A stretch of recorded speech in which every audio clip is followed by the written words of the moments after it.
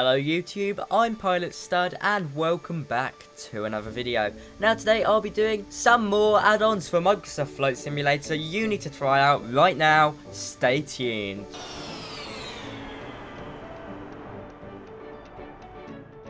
Hello YouTube, I'm Pilot Stud and welcome back to another video. If you're new here, I do flight training videos, flight sim videos, trip reports and a lot more, so if you love everything about aviation, you've certainly come to the right place. But now, let's hop into this top 5 add-ons video. Okay, so right now you're seeing 2 out of the 5 add-ons already. We will go into them in quite a bit of detail. Be sure to like, comment and subscribe if you haven't, but now let's hop into our first add-on. Okay, so our first add-on is an add-on that greatly improves very popular add-ons in Microsoft Flight Simulator. Already I said add-on way too much there.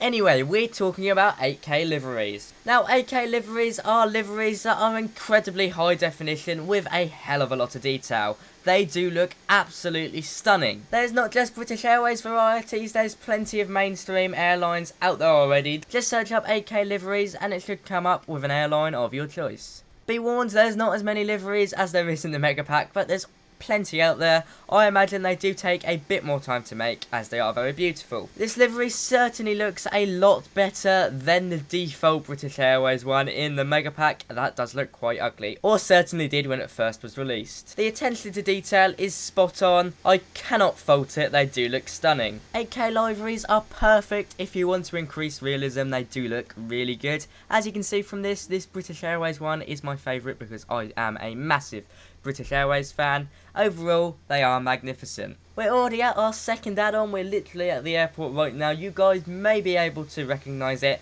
because it is a very, very unique. Let's hop into it. Okay, so you might be looking at me now and thinking, what is that island? It looks absolutely horrific. And it's true, it does. There's no big maps for this island, sadly. And also, in the default game, there was no airport on this island.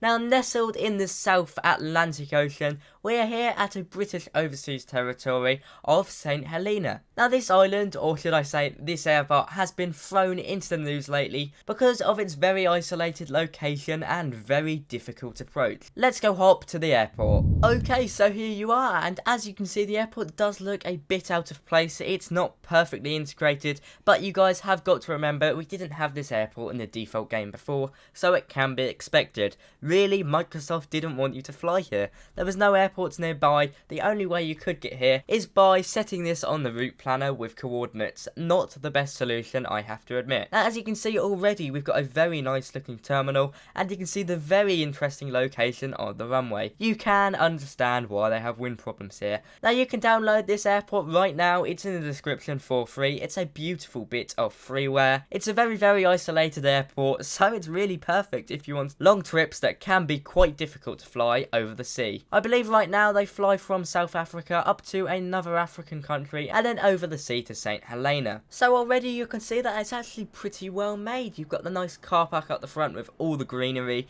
and a beautiful little airport terminal. It's not the biggest airport, but in my eyes it does look rather nice. I think what really brings this airport out though is its location. It's certainly unique. We've got the bus there at the front. Now, this airport in real life is served by large aircraft. The runway can handle a 757. In fact, I believe during this time they were testing a 757, taking off and doing some go-arounds. It's served by Airlink. I believe that is the airline at the moment, and in my eyes it's a very beautiful airport. You can see we've got a very nice well-crafted apron in front of us and the 3 fire engines there. In real life, this is certainly an airport to look out for. It is very unique.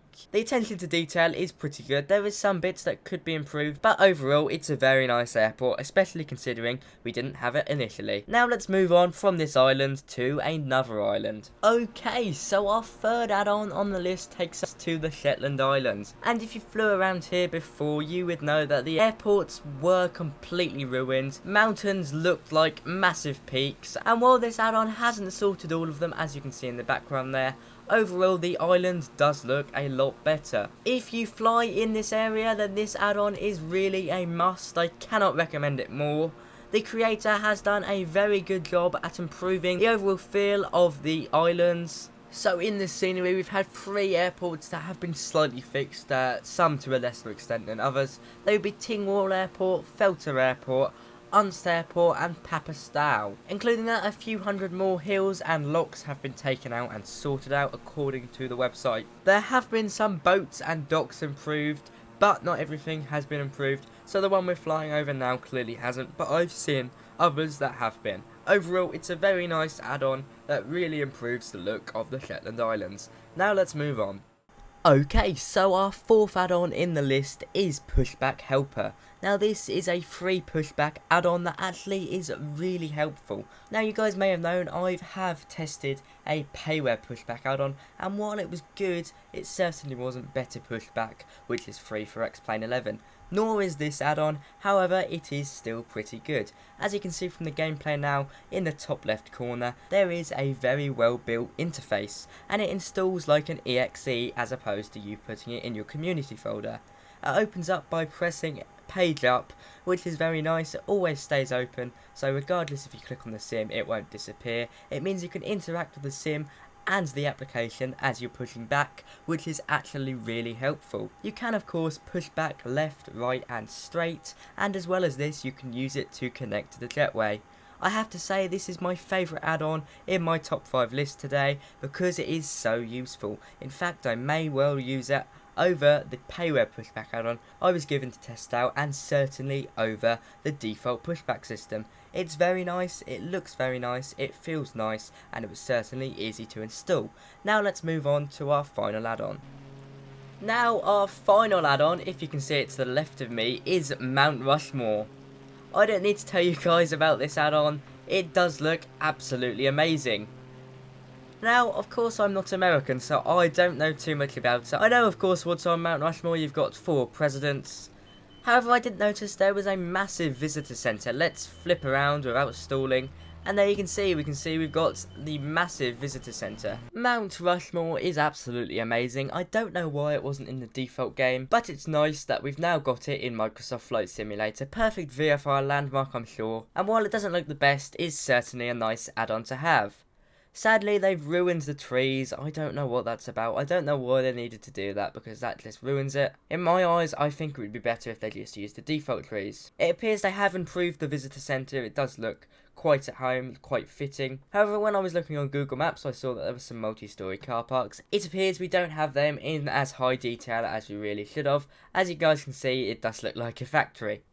Overall, this is a perfect add-on for any American viewers, but that wraps it up there. So today we've had 5 unique add-ons. Mount Rushmore, as you can see here, 8K liveries, St Helena Airport, a better pushback utility, that to be fair is my favourite add-on from this video, and of course the Shetland Island overhaul. If you enjoyed this video, please remember to like, comment and subscribe. Thanks to all my captains as always. If you want to find out how to become a captain, go onto my Discord. You can find the link to my Discord on my Instagram. But from me today, that is all. Bye bye.